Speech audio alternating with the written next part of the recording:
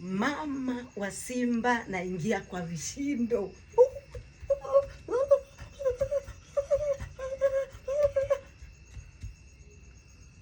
Hey, mnaniona? Mama wa Simba, mama wa Simba, mama wa Simba, mama wa Simba.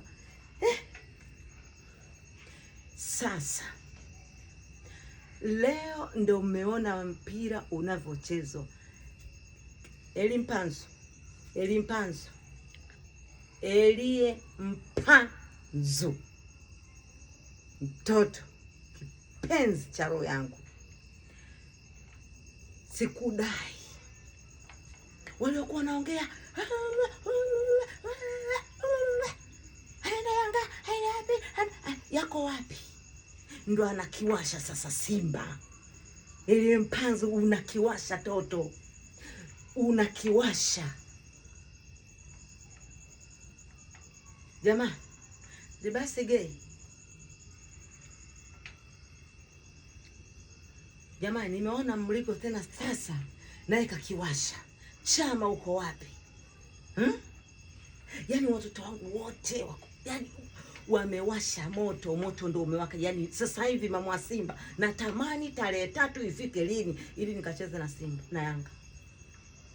Yaani kama unajua viungo vya mwili kuchanganyikana na utumbo Yanga, sasa hivi natakiwa muogope Simba. Sasa huu ndo mpira uliopigwa leo. Jamani, mashabiki, wanachama wa Simba na wapenda soka wote mnaopenda mpira, leo ndo mpira umepigwa.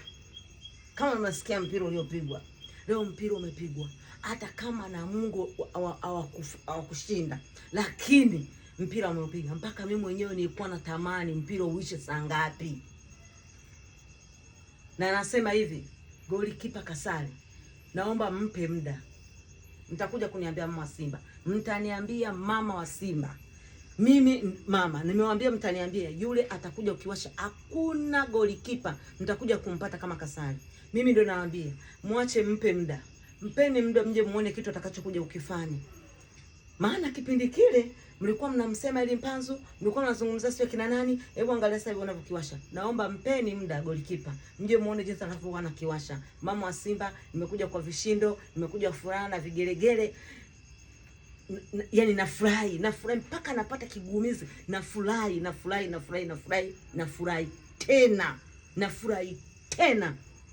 Wote mlioenda Ruangwa, viongozi, wanachama wote, mashabiki wote, benchi la ufundi, kocha, sidai mtu aina yoyote. Refa hauna baya. Umefanya mistake moja, hauna baya yoyote. Mimi mama wa Simba.